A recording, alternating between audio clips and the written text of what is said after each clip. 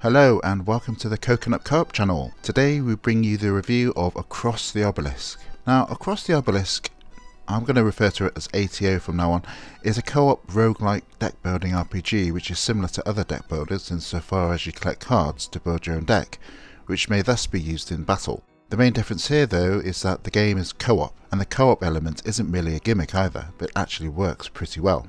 You start off in the starting town with limited resources in the form of gold and blue shards. While the gold may be used to remove cards from your deck and to purchase equipable items from the various town shops and travelling merchants, the shards are used to purchase and upgrade any unlocked card. It's important to note here that you unlock cards during your adventures, with some of the best cards being locked behind Obelisk corruption challenges and higher difficulty levels. The graphics are pretty nice, with a rich variety of colours and some neat character designs for later characters, though the animations can sometimes range from beautiful to pretty obscure. One standout aspect of Across the Obelisk is the music, which has some incredibly beautiful compositions and which needed to be considering the type of game it is, and which leads this review to an important feature that one needs to accept in order to get any sort of enjoyment, and that is the game's difficulty. You see, you will die in ATO. And indeed it's important when to accept that you just weren't ready for that particular level or boss. The joy is in starting the game afresh, but with a percentage of the resources you gathered from previous runs, which you may acquire up to 3 times so as to get a max of 3 previous runs, in order to make your next run a little bit easier until you reach that next stumbling block. It's also important to try and obtain as many resource crates as possible, because that will enable you to upgrade your town, and thus reduce many of the initial costs of setting up your party for any subsequent run. Once you die, you may then repurchase any unlocked card.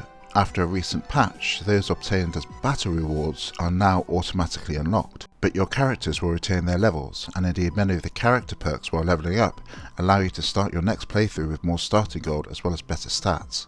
So in essence then, every aspect of the game is about grinding, from upgrading the town, secret characters, or obtaining secret characters, and cards to the characters themselves, with the aim being to get that little bit further every time, complemented by a co-op function that makes the grind less noticeable and where teamwork is fundamental. It's very reminiscent of board games like Gloomhaven, where during your adventures with friends you come across dilemmas that you need to overcome as a group.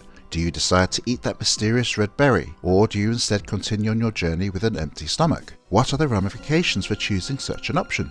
Being a card game, the sensible thing would be to use cards, which this game does, though in these instances characters within your group can offer up alternative dialogue options, which add a nice touch during your adventures. For instance, an option for Magnus, who's the stereotypical fearless warrior type, may appear during a conversation with a scared farmer, and if he's in your group, may offer an alternative option for navigating that particular obstacle. It's an interesting mechanic for sure, with the possibility of reward should you succeed.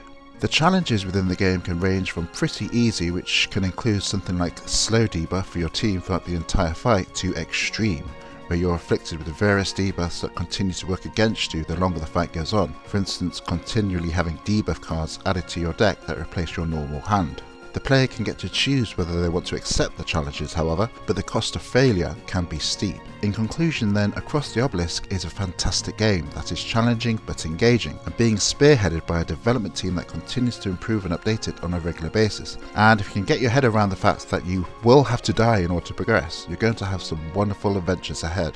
And that's it folks. If you haven't already, please subscribe to our channel, being sure to press the bell icon to get notifications of our latest releases. Until next time, goodbye!